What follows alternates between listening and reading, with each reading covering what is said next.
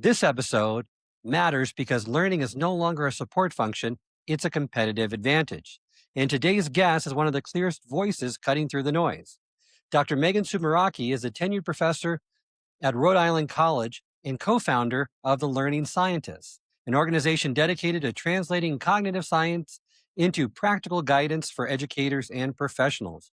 She's also the best selling author of several books, including Understanding How We Learn.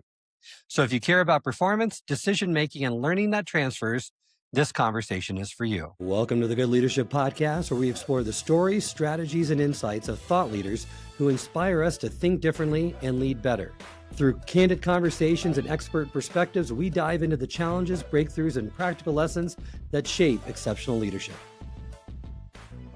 One of the most powerful tools that you spend a lot of time studying is retrieval practice. Let's get into the mechanics of that. How does retrieval practice actually make memory more durable and flexible? Yeah. So retrieval practice is all about bringing information to mind from your memory. So putting the stuff, the books, the slides, the whatever you have aside and trying to reconstruct it yourself. And this helps learning and memory in a few ways. Some of them are a little more obvious than others. So there are what we call direct and indirect effects of retrieval practice on learning. The indirect effects are the ones that probably most people would recognize if we mentioned them. So when you practice trying to recall what you know, it tells you what you know and what you don't know, which gives you feedback on what you can then study in the future, what you can look over again in the future. And that feedback can serve to help learning. It can also help motivation. It can help, it can tell an instructor or a colleague what you know and what you don't know, which can allow them to sort of tailor the way they explain things to you or the way that you work together. There are some of these indirect effects. There's also even some cool research that shows if you try to retrieve something, even if you get it wrong or you're not quite right, then when you reread or try to kind of relearn after that retrieval attempt, you remember more from that rereading than you would if you hadn't practiced retrieval first. Interestingly, the thing that I get the most excited about is the fact that retrieval actually directly improves learning and memory, even in the absence of the feedback and the additional restudying. And the exact mechanism for this isn't completely understood. Some theories link retrieval to elaboration, so making connections in our minds and describing and explaining things with many details. Other theories are about shifting temporal cues. But practically speaking, we know that there are these strong direct and indirect effects that can be leveraged together to make it a really effective strategy. And it doesn't have to just be about testing. It can be about just setting materials aside and trying to describe and explain the information from your memory, like what we're doing right now, talking with one another, explaining to one another, jotting things down on a sheet of paper, sketching, creating concept maps. However you're doing it, as long as you're reconstructing it yourself from your own memory as best you can. And ideally then looking back to kind of fill in gaps and seeing what you've missed, what you maybe need to work on more, that's going to be really, really helpful. I love that retrieval is just not a check on your learning. It's one of the main drivers of learning that can really help professionals and leaders in high pressure situations, presentations, negotiations, critical decisions, because the core lesson is that preparation should resemble performance. If you want to think clearly about your presentation without notes or prompts, you need to practice retrieving those key ideas under similar constraints, not just review slides or rewatch the recordings, because inevitably passive review builds a very fragile sense of confidence that often collapses under stress. Whereas retrieval practice, you mentioned, builds more resilient performance because it trains you in that very process you're going to rely on in the moment when you need it. Yeah, absolutely. So you mentioned too that with different types of quizzes, tests, that it doesn't really matter the type. People have strong opinions about formats, right? Multiple choice versus short answer, for example. From your perspective, why should we worry too much about the specific format of a quiz or test? Yeah, so retrieval practice has a huge effect size compared to no retrieval or just rereading. We're talking pretty large differences. Um, I could speak in terms of statistics like a Cohen's D of, over 1.5, which is huge. That probably doesn't mean a lot to very many people. But it really does have large gains, sometimes even on the order of like doubling performance. Not always, but sometimes. However, when we start to look at differences between retrieval formats, the effect sizes between them tend to be much smaller. Probably because there's so many factors and variables that are feeding in that might make short answer better in this situation, but multiple choice better in that situation. And it's going to differ potentially by individual and their background knowledge. So we're always balancing difficulty with success.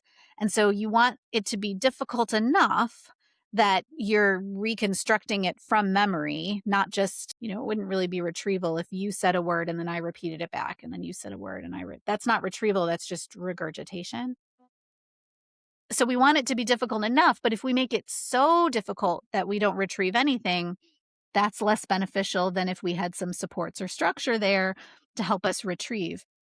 And so because it's so hard to find that perfect sweet spot, I think that worrying about format and frankly worrying about finding that sweet spot is a bunch of effort that's going to have a very small gain, especially compared to the gain that we got just from adding retrieval practice as a whole. And so what I worry about is teachers thinking, well, short answer is better, but I don't have time to grade that much and multiple choice isn't as good, and then just sort of throwing the baby out with the bathwater and not doing retrieval practice at all. Some retrieval practice is going to be so much better than doing nothing. And the benefits that you gain from convenience with the formatting is, I think, going to outweigh the benefits that you would get from trying to tinker with different formats. And multiple choice can be great as long as you design a question that really gets someone to reconstruct what they know. So if you write a multiple choice question with response alternatives that are all plausible, where the person really has to sit and try to discriminate between those different response alternatives, essentially they are having to reconstruct it all on their own. The multiple choice format is just making the grading easier, right? So imagine if I'm teaching students about, effective learning strategies, let's say, and I give them these scenarios and I say, which strategies are being used and which aren't? Check all that apply. And I just list all the strategies we've ever taught. They're not having to produce the strategy names themselves, but they are having to recognize what's what and discriminate. And that's going to be probably just as effective, if not more effective, than having them write every strategy. Because if I say, a check all that apply, there could be 3 strategies in there. Someone producing that information in like a short answer format might not realize there's 3 and might just pick one. And so there are these trade-offs all the time. And so I think going with what makes the most sense for your situation, whatever you have access to, whatever is going to give yourself that opportunity to reconstruct the information, get some feedback, and move on is the way to go. So the real risk is low effort questions, items that can be answered by guessing, pattern recognition, or superficial cues, regardless of the format. When assessments require genuine retrieval and thinking, they both measure and strengthen learning. When they do not, then it's mostly just these test taking tricks that allow them to do well on certain types of tests. Yeah, and if your goal is just to pass the test, fine. It's fine. I don't think there's anything wrong with, figuring out the best way to guess if you don't know the answer in a high stakes testing environment. But that has to be the goal. If truly your only goal is to pass the test, then what you're going to do is a little bit different than if your goal is, I want to pass the test, but also I want to know how to do this thing so that I can use it in my job. Agreed. Well, that leads to a practical tension for anyone designing learning. We want retrieval to be effortful, like you said, but not too hard where they give up and Right. fail with it. When you think of scaffolding retrieval or these other learning strategies, when is it important to provide those supports? And when do you know it's time to start taking those supports away? Because we want that productive struggle to happen. Yeah, so this is tricky because you want retrieval to be challenging. This helps with the benefit, but of course, too difficult, and that benefit starts to diminish. And so, perfect scaffolding would be ideal, but that is going to differ across individuals, even across the same individual within different situations. So, prior knowledge really matters, but also the ability to focus, like how much sleep you got the night before, whether you're distracted because you're hungry or whatever, all of that is likely to matter. And so that does make it difficult. But thankfully, Since retrieval practice is so powerful, I don't actually think you need to worry about the perfect scaffolding for every individual in every specific situation. So, try to retrieve. Let's say you're doing this on your own. You're trying to retrieve information because you're preparing for some certification, or, you're going to need to do something in your job. You learned something and you need to be able to do that in the future. See what you could remember on your own. And then once you've given it a solid shot, so don't sell yourself short and think, oh, I don't remember. I'm just going to look it up. Give it, like, sit there with the blank sheet of paper and really write out what you can remember and give it a little bit. Once you do that, go back to the materials that you have access to, go back to a person that you have access to and get them to explain whatever it is that you have. Maybe that's a time to ask AI. I don't know. But get those materials, read through it, try to integrate it. Oh, okay, this is what I was missing. And oh, okay, kind of go through actively in that way, and then put the material away and try to retrieve again. You're not going to work your way up to 100% immediately, and you don't need to be at 100%. A lot of the research on retrieval practice where we show these really big benefits are having college students read text passages, and when they retrieve, they only remember half of it. And yet they do better in a week than the students that in the experiment read the whole thing repeatedly. So if you're remembering half, that's pretty good. If you're remembering literally nothing, still good that you tried practicing retrieval, and then maybe some other strategies to help develop understanding, spaced reading and presentation, that type of thing, asking questions, finding examples is a good way to go. But then go back to trying to produce that information from your memory on your own, even explaining it to somebody else, coming up with your own examples. You work your way up to being able to really demonstrate that you know it. I love that productive struggle. Hard enough to grow, not so hard for them to break.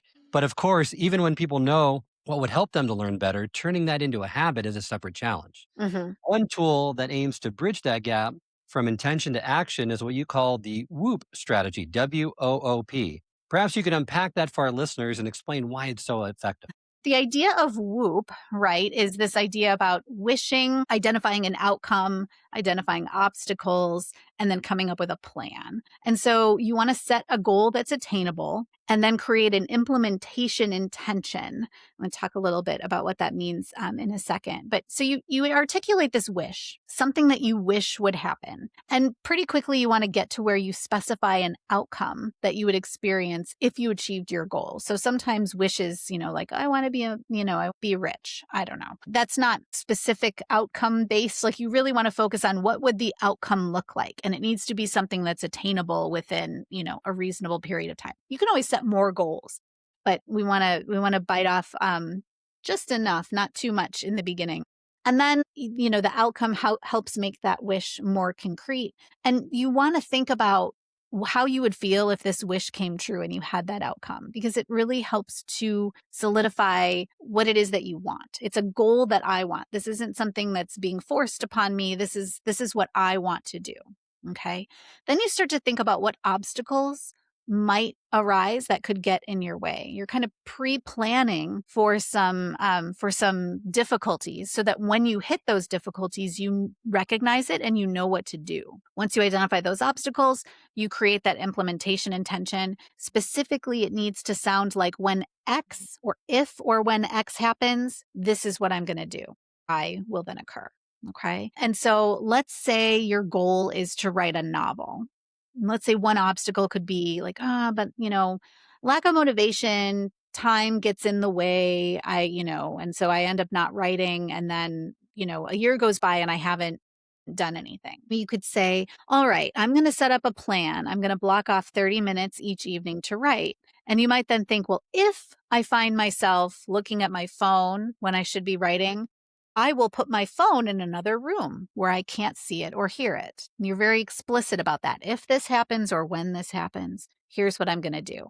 If I find myself scheduling other events during my writing time, then I'm going to look at my calendar and find 30 minutes somewhere. So if it's rescheduling it, fine, but it's got to be somewhere. Or maybe you'll say, then I will tell people, I'm sorry, I'm overloaded. This is important to me.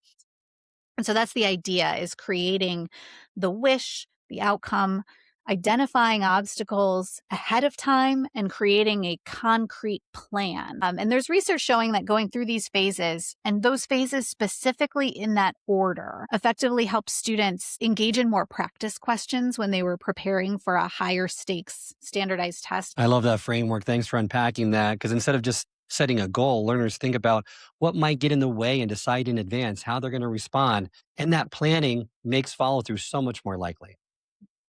Yeah. So, we've talked about a lot of the study strategies and we've kind of touched upon this, but why aren't these evidence based strategies more widely used in practice, not just by students, but by adults as well? Well, if you don't learn them in school, then you're not going to use them later. You don't know about them. You get into habits of the way you learned and remembered things in school, and the cycle continues on and on and on. Teachers aren't taught about the strategies, so they don't use them with the students. The students grow up, they become the teachers or the adults. It's a never ending problem. And I think we could do an entire thing trying to unpack this. I don't know the exact reason. Some of it, I think, comes back to intuition and comes back to the experiences that we've had and the things that we've been doing throughout our whole lives. If you've been rereading and highlighting and then rereading what you've highlighted for the duration of K through 12 and as an adult, there's not a whole lot of reason for you to try something new, or you just sort of figure, well, this is what works for me. Things just get harder. It doesn't necessarily mean that my strategy is bad. And of course, it might have been that, things are getting harder and that you're now unpacking the fact that that strategy wasn't the best. But it is very difficult. And we're talking about transfer of a learning strategy. So you have to learn the learning strategy and then apply the learning strategy in the situation. And we already talked about how difficult that can be. You're right.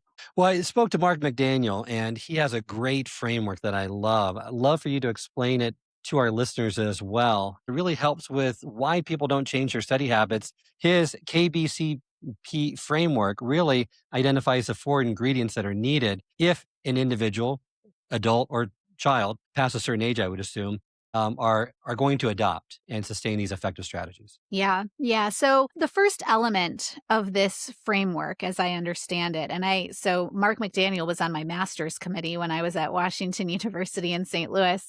But this framework was developed long after I did well, maybe not super long, but after I did my master's. But as I understand it, the first component is knowledge, strategy knowledge. So you have to teach the learner about the strategy in a way that they actually remember it. You can't transfer knowledge that you don't have. And so using the strategies to teach the strategies likely makes the most sense. So explaining it unfortunately, listening to this podcast one time and never hearing about these strategies again is unlikely to be the most effective. But I assume that's why you have been bringing on lots of individuals in this domain to talk and spreading that out over time. And so just by listening to the Good Leadership podcast, you're getting some of that spaced learning baked right in, but engaging in retrieval practice, that sort of thing. And using the strategies when you have opportunities to will solidify your remembering and applying those strategies when the time comes. The B is belief.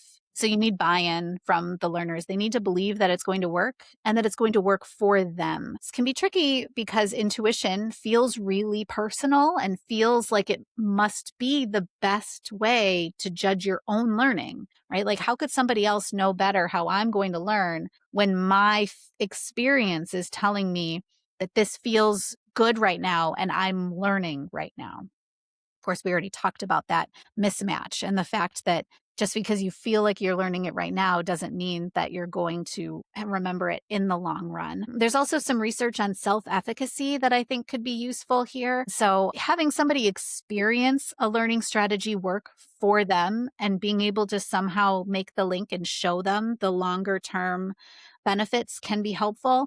But there's also some research on self-efficacy that shows that if you show somebody an example of a person like them, they're similar in some way, and that person has used the strategies and has truly shown that the strategies work, that can increase the likelihood that you think you too could benefit from it.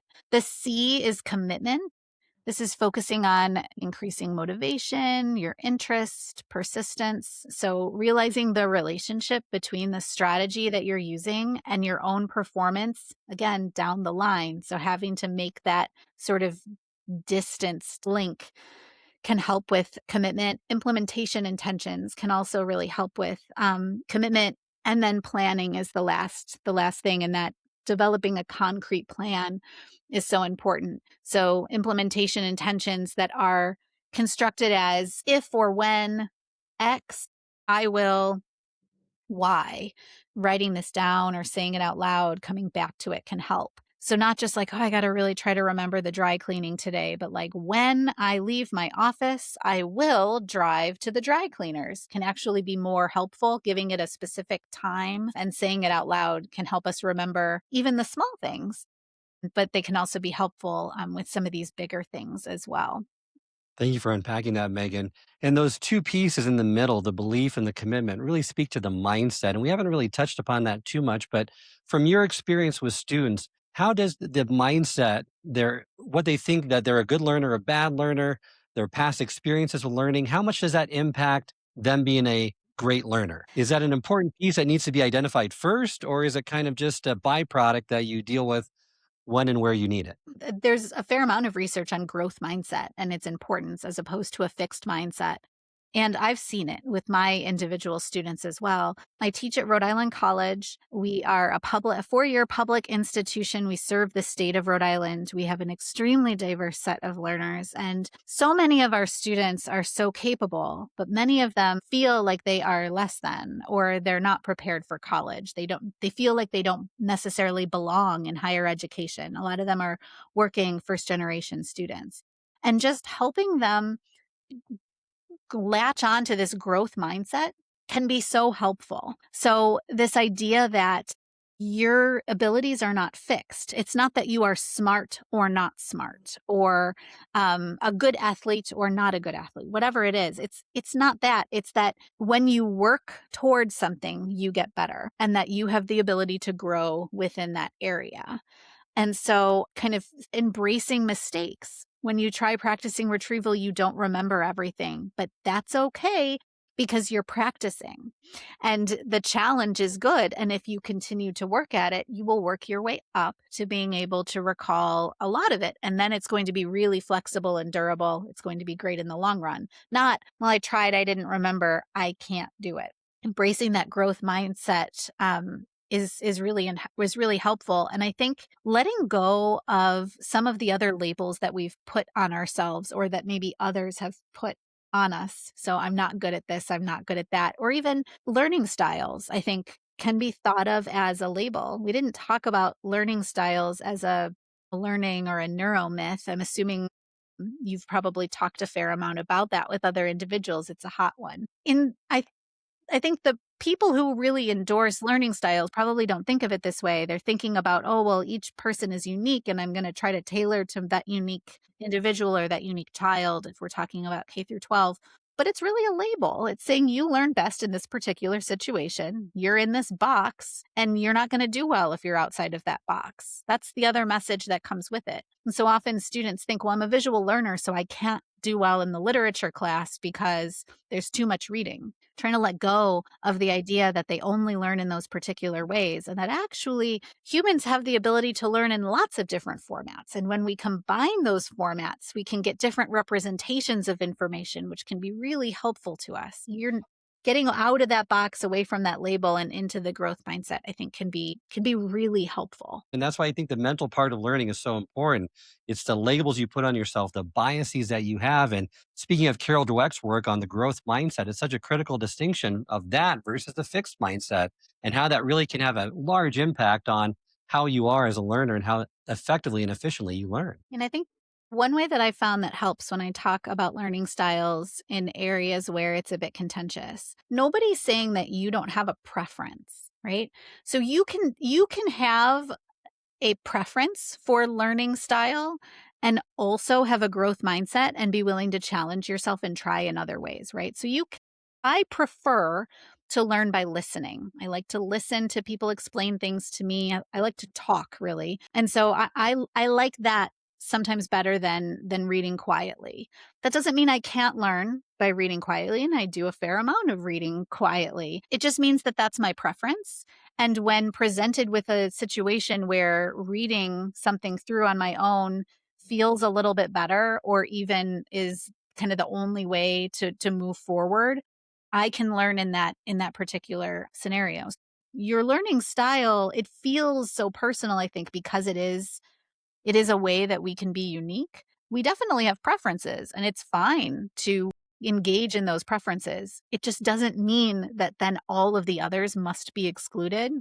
We don't have to label kids and then cater to those particular labels. We can instead say, like, oh, it's great that you really like this. You can do this too. Great point. What in the future, if you had to fast forward a few years, what is the challenge or the question you hope learning science answers to get people more engaged with effective learning strategies? Or is there a area of research that you would like to see more progress being made in? Yeah, so I think, I mean, this issue of how do we get people to endorse these strategies and then use them in the future, I think is an area that's picking up right now. But it is so important because we know so much. So the spacing effect, Ebbinghaus and the forgetting curve and spacing, that's from the late 1800s. And we're doing more and more research on this all the time. Even some of the quote unquote newer strategies that are well established, like interleaving, I think goes back to the 1970s. Same with dual coding. And so we know a lot and we should keep doing the research in those areas. But I think now we got to figure out how to get people to use them and to endorse them. Um, and starting to think about other ways to tailor learning to individuals. That might sound a little bit strange since I just talked about learning styles being unnecessary and those types of things. But there are some individual differences where I think focusing on those individual differences and adjusting for those might be helpful. So, for example, thinking about working memory capacity and the ways that we might um, think about how strategies are more or less successful when we have diminished working memory ability for whatever reason. It could be because of lack of sleep or whatever, lack of nutrition. Other things that I'm interested in now are is public speaking anxiety, the kind of the fear of that public speaking. With AI, I am seeing a shift in the types of assignments that people are using, myself included, to include more talking because then you have to show up and explain, describe and explain on your own. And public speaking or just speaking in general, I think is going to be so important as our students move into the workforce or move on in their lives. And so we're seeing more and more of those types of assignments. And yet students are telling me that they're terrified of it and that they're like, well, what can I pass without doing it? Can I take a 0 on this assignment? And I'm thinking, you're not even going to try. And so thinking about ways to help students sort of overcome some of that and ways they can use strategies to help them prepare for those types of assessments or performance based activities is an area that I'm starting to get into a little bit and I think we'll probably need to go down that road. And also of course, you know, how we can use AI to better our classrooms and specifically when we should not be using it, I think is important. Love those directions. And you're right. It's a whole environment that you need to take into account when you're trying to learn something. Is it optimal? Is it not? Are you getting the nutrition that you need, the sleep that you need? All this affects the learning. It's not just the strategies that you're using as well. So I think that's an important note to be mindful of. And also just correct me if I'm wrong, but the strategies that we talked about that have been explored extensively with children and in schools are the same for adults. It's not that adult learning. Knowles did a famous study about adult learning and having different types of adult learning versus childhood learning. Whether you're in school, in college, whether you're in the workforce, in the environment, in professional training, they work equally well, correct? Yeah, I mean, pretty much. They need to be tailored. You know, what I can give to a college student is the same that I can give to a fourth grader, and it's all just going to be fine. But the principles, the way that you are processing the information, think about these strategies almost as like specific software, right? Like the way the information is processed, those strategies work well largely across the board. And I talked about working memory, but in some ways we don't need to worry about that too much, because the strategies that work well for individuals strategies that work better for students that tend to have lower working memory capacities for whatever reason are the ones that help others as well. And so to some extent, these strategies they kind of level the playing field, or they get closer to leveling the playing field. But yeah, I would not say that they're fundamentally different for kids versus adults. You just need adjustments given whatever the circumstance might be. And those adjustments can be little, and they don't have to be perfect. You just have to kind of keep the general principle in mind, and adjust as you see might be needed. Great. I love that. I just wanted to dispel that artificial distinction between andragogy and pedagogy, the adult learning and childhood learning, to say all this research is being really done on children and adolescents, and when you're studying in school, and it doesn't really apply to the real world and careers, and that's just not the case. No, and what's funny is actually, depending on who I'm talking to, I worry actually more sometimes when I'm talking in K through 12, because a lot of these cognitive strategies are studied with college students first, because they are the population that is available to us from the Introduction to Psychology participant pool. And so they've been studied in so many different areas, but the work that I know of, retrieval practice and spacing, especially the more recent, and by recent I mean in the last, say, like 20 years, adult learners were a really heavy population, and then we moved into K through 12. So I actually worry more about the other way sometimes. That's great. That's great to illuminate for our listeners. Before we wrap up today, what is one small change based on our conversation that adult professionals could take tomorrow to improve their learning? Yeah, just space retrieval practice. Those are the two that work in so many situations, and that are actually quite simple to do as long as you're intentional about doing it. Take a little bit of time. It could be even just be 15, 20 minutes each day or a couple times a week. Sit down and practice retrieval. If there's something that you're trying to learn, if you spread out and do little bits of time with sleep in between, you try to practice retrieval, you check what you got right and what you need to work on more, you engage in the practice however, and then you keep doing that over time.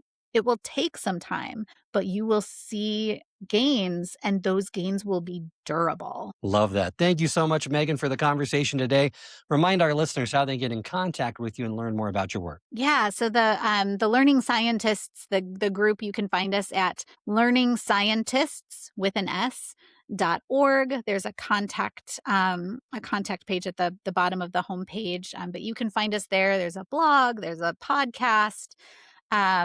Our podcast does not have the same production value that this one does, but they're there. And there's some books that you can take a look at. There's some downloadable resources, posters in different languages, those types of things. And there's a lot there. Love it. Thank you so much. And for listeners, here's a real takeaway from our conversation. Learning doesn't fail because people aren't capable. It fails because we keep designing learning for confidence, not durability. What Megan makes clear is that performance is not built in the moment. It's built long before the moment arrives, and how we practice, how we retrieve, and how we design the learning.